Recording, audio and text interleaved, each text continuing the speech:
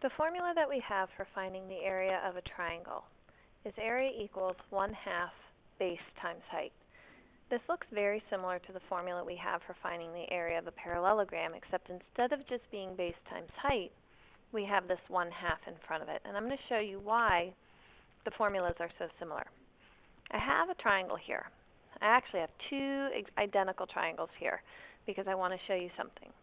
Imagine that if I took this triangle over here and I spun it around and I slid these two triangles back together.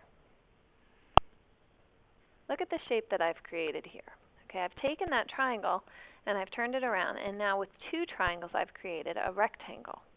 Now my formula for the area of a rectangle is area equals base times height. So if I wanted to find the area of this rectangle here, this rectangle,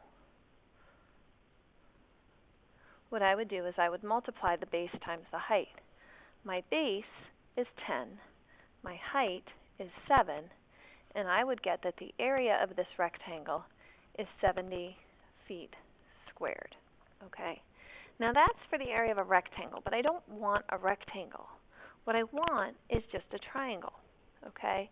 So if I use base times height, and it gives me this whole rectangle, but what I really want is to take away this part and just have half of that rectangle, then I can use the formula for a rectangle, but then just divide it in half. Okay, so what I would do is this formula starts out the same way, except it's 1/2 of the base times the height. Remember, the base times the height is going to give me that rectangle. So the base times the height is going to give me 70, which remember, that's what I got here for the rectangle. But to finish it off, I only want half of that rectangle, which is my triangle. So I do 70 divided by 2, which gives me 35.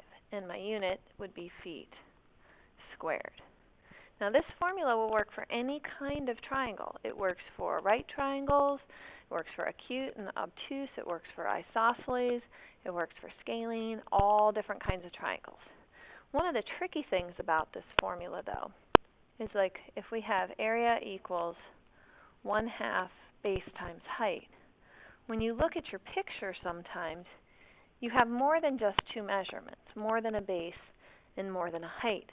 So you need to be able to figure out, looking at these three measurements, which are the two that I want to use to plug in for base and height. Well, remember, the definition of a base and a height, they have to form a right angle. Okay? So what you want to do is you want to look for your two sides that come together and form a right angle, or two parts, like over in this triangle here, our base and my height isn't one of my sides, okay? But it does come in and form a right angle. So you want to look for the two parts of your triangle that form a right angle, and you know that that's your base and that's your height.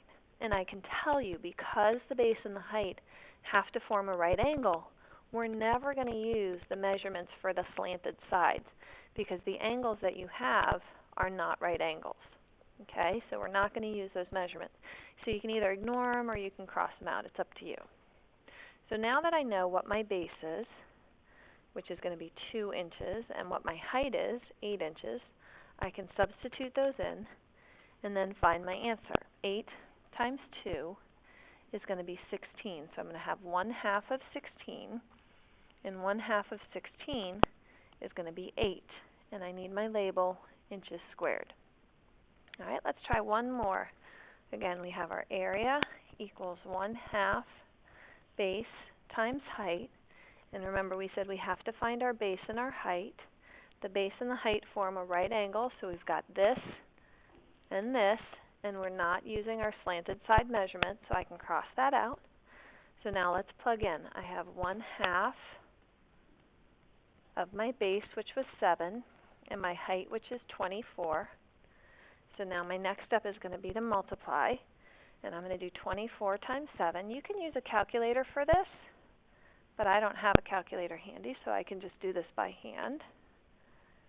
Okay, 7 times 4 is 28. 7 times 2 is 14, plus 2 is 16. So I have 1/2 of 168. And again, I can do this 1/2 part on my calculator, But since my calculator's not handy, I'll just do 168 divided by 2. 16 divided by 2 goes 8 times. Bring down my 8. 8 is divided by 2 4 times. And that goes in evenly. So I know that 168 divided by 2 gives me 84. And I need my label, which is going to be feet squared. So remember, the big picture is the area of a triangle is half the area of a parallelogram. So our formula is 1/2 base times height.